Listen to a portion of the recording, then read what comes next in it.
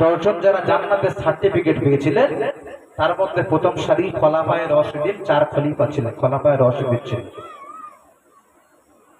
নবী দিবস দিয়ে কি হবে একটু বলছি।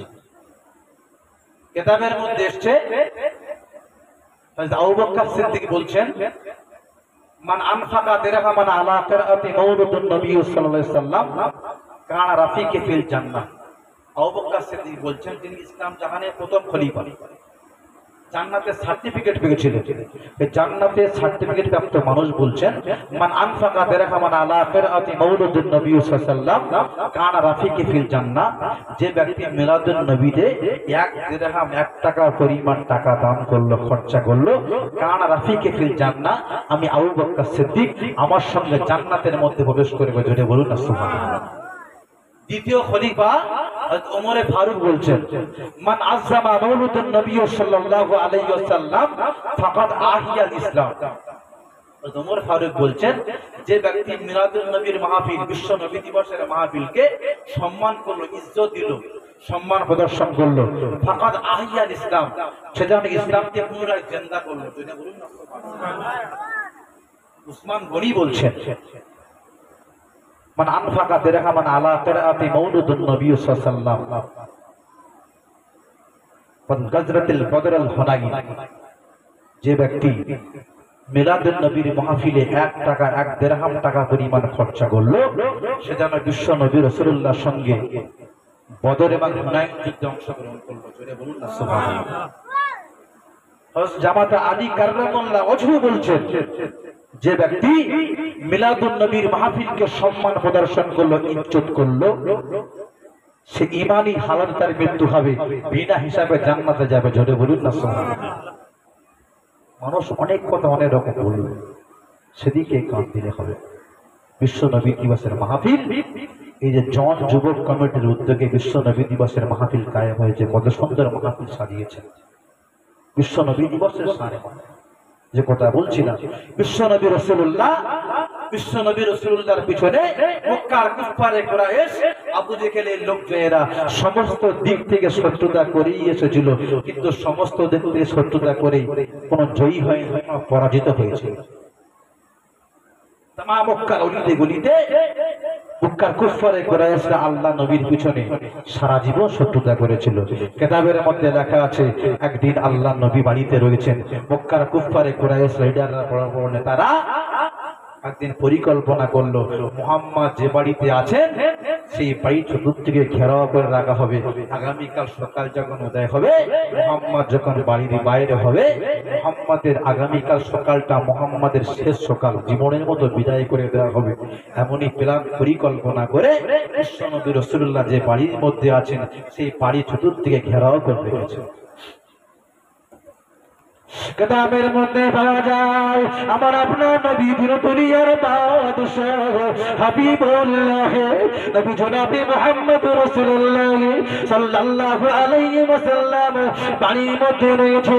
গভীর জড়িত, গভীর অর্জিত মক্কার বড় বড় কুফারে কুরাইশেরা, আবু জেহেলের লোকজনেরা আল্লাহ নবী বাড়ির চতুর্দিকে ঘেরাও করে রেখেছে।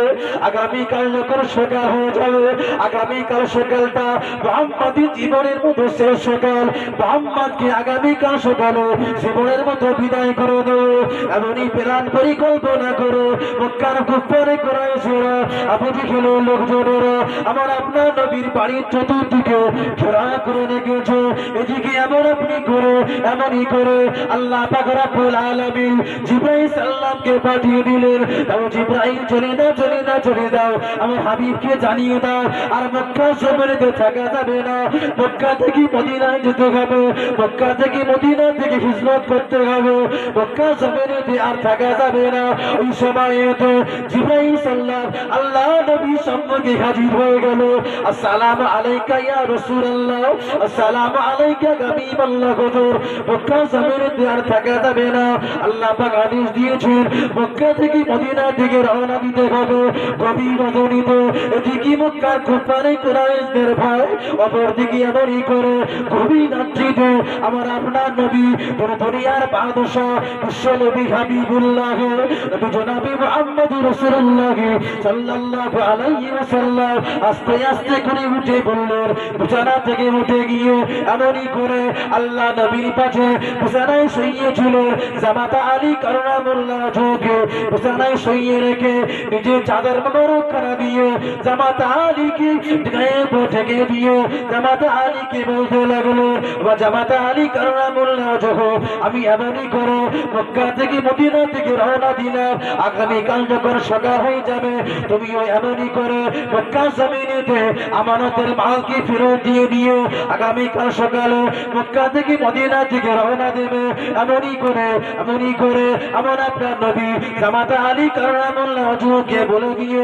আস্তে আস্তে করে উঠে বললেন আমার আপনার নবী দুনিয়ার বাদশাহ বিশ্ব নবী হাবিবুল্লাহ নবী জনাবি মুহাম্মদ রাসূলুল্লাহ সাল্লাল্লাহু আলাইহি ওয়াসাল্লাম এক মুষ্টি হাতে পানি নিয়ে এমনই করে এক মুষ্টি পানি হাতের মধ্যে নিয়ে সূরা ইয়াসিন পাঠ করে পানিতে ফুঁক দিয়ে মক্কার কোপারে কোরআন থেকে ছড়িয়ে দিয়ে আস্তে আস্তে করে মক্কা থেকে মদিনা দিকে রওনা দেবেন এদিকে মক্কার কোপারে কুরাইশরা আবু জেহেলের লোকজনেরা আল্লাহ নবীর বাড়ি চতুর্দিকে ঘেরাও করে রেখেছেন তার মধ্যে একজন গিয়ে আল্লাহ নবী যে বাড়িতে থাকতেন সেই বাড়িতে মুখ বাড়িয়ে দেখে গিয়ে আর গিয়ে বলছেন আবু জাহল যে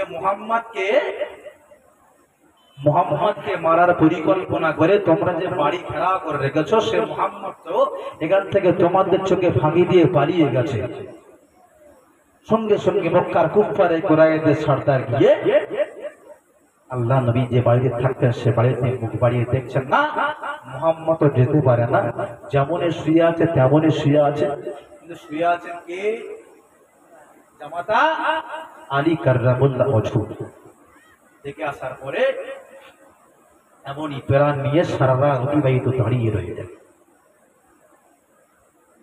কিতাবের মধ্যে লেখা আছে এদিকে আমার আপনার নবী দুনিয়ার বাদশাহ বিশ্ব নবী হাবিবুল্লাহ নবী জনাবি মুহাম্মদ রাসূলুল্লাহ সাল্লাল্লাহু আলাইহি ওয়াসাল্লাম আস্তে আস্তে করে উঠে গিয়ে ইসলাম জাহানের প্রথম খলিফা হযরতের সাথী হবে হযরত আবু বকর সিদ্দিক রাদিয়াল্লাহু তাআলা আনহুর বাড়িতে চলে গেলেন আমার আপনার নবী আবু বকর সিদ্দিকের বাড়িতে গিয়ে আবু বকর সিদ্দিকের বাড়িতে গিয়ে একবার দরজায় গিয়ে কিতাবের মধ্যে পাওয়া যায় শুধুমাত্র আস্তে করে ঠোকা দিয়ে একবার মৃদু আওয়াজে একবার ডেকেছিলেন আবু বকর বলে একবার যখন ডাক দিলেন মুহূর্তের মধ্যে ইসলাম জাহানের প্রথম খলিফা আবু বকর সিদ্দিক রাদিয়াল্লাহু তাআলা আনহু আল্লাহ নবীর সম্মুখে হাজির হয়ে গেলেন লাব্বাইক আসসালামু আলাইকা ইয়া রাসূলুল্লাহ লাব্বাইক আসসালামু আলাইকা ইয়া হাবিবাল্লাহ হুজুর আমার আপনার নবী ওই সময় বলতে লাগলেন আবু বকর সিদ্দিক কি ব্যাপার আমি তোমাকে একমাত্র শুধু একবার এসে একবার মৃদু আওয়াজে আস্তে করে টোকা দিয়ে একবার আবু বকর বলে ডাকলাম ডাকার সঙ্গে সঙ্গে তুমি আমার সম্মুখে হাজির হয়ে গেলে এবার এমনই করে কোন ঘুমন্ত মানুষ যদি রাত্রে যদি ঘুমিয়ে পড়ে ঘুমন্ত মানুষকে যদি একবার মৃদু আওয়াজে ডাকলো ঘুমন্ত মানুষ তো উঠতে পারে না আমি তোমাকে শুধুমাত্র একবার মৃদু আওয়াজে আবু বকর বলে ডাকলাম ডাকার সঙ্গে সঙ্গে আমার সম্মুখে হাজির হয়ে গেল কি ব্যাপার এমনই করে তুমি কি সারা জাগ্রত অবস্থায় ছিল নাকি তুমি কি ঘুমাওনি নাকি ওই সময় তো কিতাবের মধ্যে লেখা আছে ইসলাম জাহানের প্রথম খলিফা আবু বকর সিদ্দিক বলল ইয়া রাসূলুল্লাহ ইয়া হাবিবাল্লাহ হুজুর এমনই করে এখান থেকে 6 মাস পূর্বে আপনি একদিন বলেছিলেন যেদিন কিনা মক্কারে কুফার কুরাইশরা আপনার প্রতি অত্যাচারের সীমা যখন বাড়িয়ে দেয় অত্যাচারের সীমা যখন অতিক্রম করে দেয় আপনি একদিন বলেছিলেন আর হয়তো এমনই করে মক্কা জমিতে থাকা যাবে না আল্লাহ পাক যেদিন আদেশ করবে মক্কা থেকে নিয়ে মদিনা জমিতে রওনা দিতে হবে এমনই করে আমি সেদিন থেকে নিয়ে আমি আজ পর্যন্ত আমি আবু বকর সিদ্দিক আমি মনে মনে ভাবলাম না জানি আমার আপনার যেমনই করে না জানি আমার নবী কোন দিনে না জানি মক্কা থেকে মদিনা থেকে রওনা দেবে, আমি আবু বকর সিদ্দিক, আমাকে হয়তো ডাকবে, আমাকে ডেকে চলে যাবে। আমি যদি সেদিন কিনা আমি নবীর সম্মুখে যদি হাজির না হতে পারি, আমি এমনই করে আমি সেদিন থেকে নিয়ে আমি আবু বকর সিদ্দিক আজ পর্যন্ত আমি এমনই করে দরজার কাছে কান লাগিয়ে দাঁড়িয়ে থাকি। জোরে বলবেন না সুবহানাল্লাহ, আর একটু জোরে বলবেন না সুবহানাল্লাহ। নারায়ে তাকবীর, নারায়ে তাকবীর, বিশ্ব নবী দিবস, নারায়ে তাকবীর, বিশ্ব নবী দিবস। যেদিন এমনই করে আপনি ডেকে হয়তো চলে যাবেন, কিন্তু আমি সেদিন যদি আপনার সম্মুখে না হাজির হতে পারি, সেই দিন থেকে নিয়ে আমি আবু বকর সিদ্দিক আজ পর্যন্ত আমি দরজার কাছে কান লাগিয়ে দাঁড়িয়ে থাকি। কিতাবের মধ্যে এসেছে আল্লাহর নবী আবু বকর সিদ্দিককে সঙ্গে করে নিয়ে মক্কা থেকে মদিনার দিকে রওনা দিবেন। আস্তে আস্তে করে এমনই করে গেলেন। আবু বকর সিদ্দিক সঙ্গে করে নিয়ে গিয়ে গারে সুরের মধ্যে প্রবেশ করলেন। গারে সুরের মধ্যে প্রবেশ করে যখন প্রবেশ করেছিলেন গারে সুরের মধ্যে, দেখতে পেল গারে সুরের মধ্যে সমস্ত পাহাড়ের সমস্ত জায়গায় গর্ত রয়েছে। আবু বকর সিদ্দিক এমন একটি কাপড় সংগ্রহ করে নিয়ে গিয়েছিল, সমস্ত গর্ত বন্ধ করে দিল। সেই কাপড়ের টুকরো দিয়ে সমস্ত গর্ত বন্ধ করতে করতে করতে করতে একটি মাত্র গর্ত বাকি ছিল, সেই গর্তটা আর কাপড় জুটল না। আবু বকর সিদ্দিক মনে মনে ভাবলো, না জানি এই গর্তের মধ্যে কোনো বিষাক্ত সাপ হয়তো আসতে পারে। সেমনই করে আল্লাহ নবীর প্রিয়তম সাহাবী আবু বকর সিদ্দিক নিজের পায়ের গোড়ালিটা দিয়ে এই গর্তের মধ্যে চেপে রেখেছিলেন। এদিকে আমার আপনার নবী আবু বকর সিদ্দিকের কোলের উপরে মাথা রেখে আর ঘুমিয়ে পড়লেন। কিছুটা সময় অতিক্রম হয়ে গেল। কিতাবের মধ্যে পাওয়া যায় আমার আপনার নবীর দুনিয়ার বাদশাহ হাবিবুল্লাহ নবী জনাব মুহাম্মদ রাসূলুল্লাহ সাল্লাল্লাহু আলাইহি ওয়াসাল্লাম, ইসলাম জাহানের প্রথম সাহাবী, ইসলাম জাহানের প্রথম খলিফা আবু বকর সিদ্দিকের কোলের উপরে মাথা রেখে গারে সুরের মধ্যে প্রবেশ করে আর যখন ঘুমিয়ে গেছে এমন একটি গর্ত বাকি ছিল, আবু বকর সিদ্দিক সমস্ত গর্ত যখন বন্ধ করে দিল, এমন একটি গর্ত বাকি ছিল, সেই গর্তটা আরামরি করে কাপড় যখন জুটলো, আবু বকর সিদ্দিক মনে মনে ভাবতে লাগলো, এই গর্ত দিয়ে যদি জানি কোন বিষাক্ত সাপ দিয়ে আসে, এমনই করে আমার এমনই করে নবীকে দর্শন নবী করে না না না না না, এমনই করে আমার নবী প্রিয়তম সাহাবী আবু বকর সিদ্দিক রাদিয়াল্লাহু তাআলা আনহু নিজের পায়ের গোড়ালি দিয়ে গর্তের মধ্যে চেপে রেখেছিল। এদিকে আমার আপনার নবী আবু বকর সিদ্দিকের কোলের উপরে মাথা রেখে ঘুমিয়ে গেছে। সময় যখন অতিক্রম হয়ে গেল, কিছুটা সময় যখন পার হয়ে গেল, এই গর্তের মধ্যে দিয়ে এমন একটি সাপ গর্ত দিয়ে বাইরে বার হওয়ার চেষ্টা করতে লাগলো। বাইরে যখন বার হতে পারলো না, একবারে শেষ মুহূর্তে আবু বকর সিদ্দিকের পায়ে একবার দংশন করে দিল। আর আবু বকর সিদ্দিকের পায়ে যখন দংশন করে দিল, আবু বকর সিদ্দিকের পায়ে যখন দংশন হয়ে গেল, সময় অতিক্রম হয়ে গেল, সময় যখন পার হয়ে লাগলো, সময় যখন পার হতে লাগলো, আবু বকর সিদ্দিকের ওই সাপের যে যন্ত্রণা, দংশনের যে যন্ত্রণা শুরু হয়ে গেল, সহ্য করে থাকতে পারলো না। মনে মনে ভাবতে লাগলো, যদি আমি নড়াচড়া করতে থাকি, এমনই করে আমার কোলে বিশ্ব নবী হাবিবুল্লাহ নবী মুহাম্মদ রাসূলুল্লাহ শুয়ে আছেন, ঘুমের ব্যাঘাত হয়ে যাবে। নড়াচড়া করলে না, সময় যখন অতিক্রম হতে লাগলো, এদিকে যন্ত্রণা মাথা বাড়তে লাগলো, যন্ত্রণা অতিক্রম হতে লাগলো। যন্ত্রণা যখন বেড়েই চললো, আবু বকর সিদ্দিকের চোখ থেকে পানি গড়িয়ে গড়িয়ে গড়িয়ে গড়িয়ে আল্লাহ নবীর শরীরের উপরে যখন এক ফোঁটা পড়লো, আল্লাহ নবী জাগ্রত হয়ে গেল। জাগ্রত হয়ে জিজ্ঞাসা করলেন, আবু বকর কি ব্যাপার, কি ব্যাপার, কি ব্যাপার, তুমি কাঁদছো কেন, তোমার চোখ থেকে কেন পানি আসে? ওই সময় এমনই করে বলতে লাগলো। আবু বকর সিদ্দিক বললেন, ইয়া রাসূলুল্লাহ, ইয়া হাবিবাল্লাহ, হুজুর এমনই করে গারে সুরের মধ্যে যে গুহার মধ্যে আমি আপনি আছি, এই গুহার মধ্যে সমস্ত জায়গায় গর্ত ছিল, সমস্ত গর্ত বন্ধ করে দিয়েছি, এমন একটি গর্ত বাকি ছিল, যে গর্তটা এমনই করে আর কাপড় পেলাম না, আমার নিজের পায়ে গোড়ালি দিয়ে এই গর্তের মধ্যে দিনে গিয়েছিলাম, এমন একটি হয়তো বিষাক্ত সাপ এসে আজানি আমার পায়ে দংশন করেছে, এতটা যন্ত্রণা শুরু হয়ে গেল। আমি আবু বকর সিদ্দিক সহ্য করে থাকতে পারলাম না। ওই সময়তে আমার আপনার নবী দুনিয়ার বাদশাহ বিশ্ব নবী হাবিবুল্লাহ সিদ্দিকের ক্ষত জায়গায় দংশনকৃত জায়গায় যখন একবার ঘষে দিলে মুহূর্তের মধ্যে দংশনকৃত জায়গায় সমস্ত জ্বালা যন্ত্রণা একেবারে নিবারণ হয়ে গেল। জোরে বলবেন না সুবহানাল্লাহ, আর একটু জোরে বলবেন না সুবহানাল্লাহ।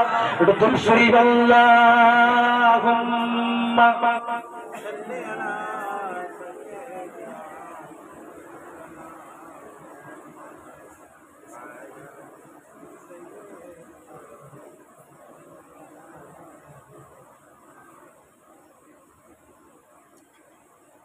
এমনই করে গাড়ে শরীরের মধ্যে যখন প্রবেশ করে আছে,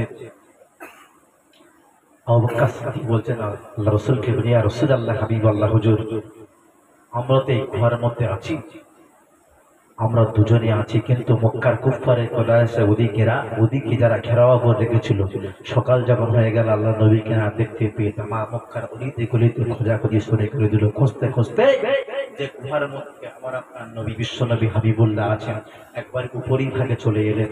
আবু বকর সিদ্দিক দেখতে পেয়ে বললেন, ইয়া রাসূলুল্লাহ হাবিবাল্লাহ হুজুর, মক্কার কুফফারে কোলায়েসরা আস্তে আস্তে আমাদের কাছে পৌঁছে গেলেন, আমরা তো বড় একা লাগছে। আল্লাহ নবী বললেন, আবু বকর, আমরা শুধুমাত্র আমরা দুজনই নয়, আমাদের সঙ্গে স্বয়ং আল্লাহ পাক রব্বুল আলামিন আছেন। যদি বলুন না সুবহানাল্লাহ। এমনই করে মক্কা থেকে মদিনার দিকে যখন যাবে, আল্লাহ নবী আবু বকর সিদ্দিককে সঙ্গে করে নিয়ে মক্কা থেকে মদিনার দিকে রওনা দেবেন। এদিকে মক্কার কুফফারে কুরাইশরা ঘোষণা করে দিল, সমস্ত জায়গায় খোঁজাখুঁজি করে আল্লাহ নবীকে যখন পেল না, ঘোষণা করে দিল, যদি মুহাম্মদকে যদি কেউ আনতে পারে 100 উট পুরস্কার দেওয়া হবে।